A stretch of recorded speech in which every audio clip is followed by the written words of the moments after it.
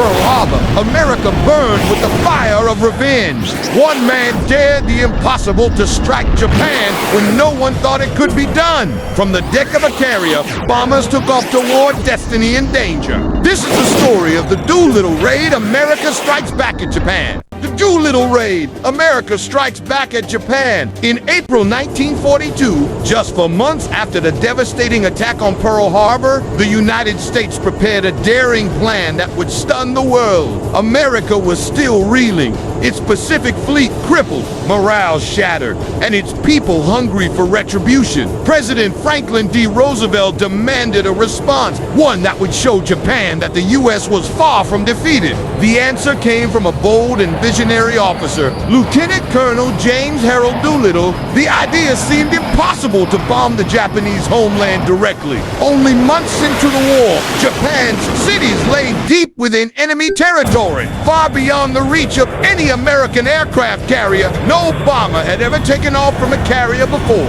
Yet, Doolittle, a former test pilot and aviation pioneer, believed it could be done. His plan: launch modified B-25 Mitchell bombers from an aircraft carrier, strike key Japanese cities, and then continue on to land in China. 16 B-25s were chosen for the mission. Each was stripped of unnecessary weight, defensive guns, radios, and even the Norton bomb sight replaced with extra fuel tanks. Crews were handpicked from volunteers of the 17th Bomb Group.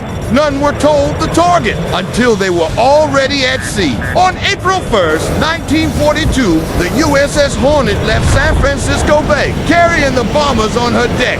It was an unprecedented sight. Long-range land bombers perched aboard a ship designed for nimble fighters. As the Hornet steamed westward, the Pacific stretched endlessly around her. The plan was to approach within 400 miles of Japan before launching, but fate had other ideas. On the morning of April 18th, Japanese patrol boats spotted the American task force. Hundreds of miles earlier than planned, though the enemy ships were sunk, the alarm had been raised. The mission now hung by a thread. Doolittle gathered his men on deck. The decision was his: abort or launch early, with little chance of reaching safe airfields in China. Without hesitation, he gave the order: "We'll go."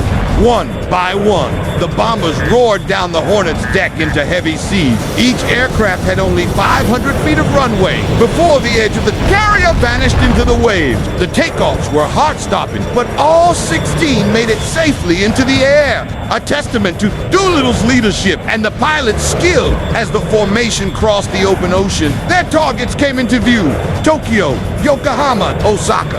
Japanese air defenses were caught completely off guard. The bombers swooped low over factory districts, oil storage depots, and military facilities, dropping their payloads with deadly precision. Fires erupted across the cities. Civilians and soldiers alike stared skyward in disbelief. Japan's homeland had been breached. For the first time, the war had come to their doorstep. The psychological impact was immense. The Japanese High Command had assured its people that no enemy could reach their islands. Now, America had done the impossible. Though the physical damage was limited, the blow to Japanese pride was devastating. But the victory came at a terrible cost. With fuel running dangerously low, the bombers turned toward China. Darkness fell, and stormy weather made navigation nearly impossible. One by one, the crews were forced to bail out or crash land along the Chinese coast. Of the 80 men who took part, 69 survived. 8 were captured by the Japanese.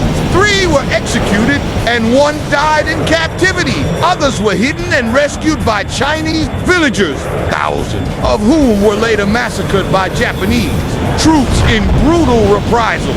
Doolittle himself parachuted into a rice field in China, convinced the mission had failed. He expected Instead, when he returned home, he was hailed as a national hero. The raid had achieved far more than bombs ever could. It shattered Japan's sense of invincibility and lifted American morale to soaring heights. For the first time since Pearl Harbor, hope returned to the American people.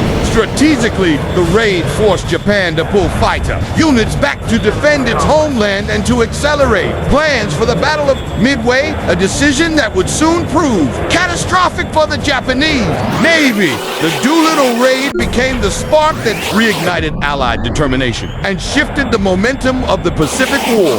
James Doolittle was awarded the Medal of Honor by President Roosevelt for his courage and leadership. Yet, true to his character, he remained humble, calling the raid a mission of desperate necessity. For the men who flew with him, it was more than revenge. It was a message written across the sky in fire and smoke that America would not surrender, no matter how far the enemy stood. As the surviving airmen returned home, their stories spread like wildfire through newspapers and radio broadcasts. Children reenacted the raid with toy planes, and families spoke the names of Doolittle's raiders with pride. They had proven that innovation, courage, and unity could defy impossible odds. In the years to come, the Doolittle raid would be remembered not just as an act of retaliation, but as a symbol of resilience. It was the moment when America, wounded but unbroken, struck back, and the world realized that the tide of war had begun to turn. The Doolittle Raiders proved that courage could fly farther than fear. Their mission shook an empire and reignited America's fighting spirit. But Japan's answer would come soon in a battle that would decide the Pacific's fate. Join us in the next episode, Battle of Midway, the turning point in the Pacific. Thanks for watching, and I'll see you in the next story.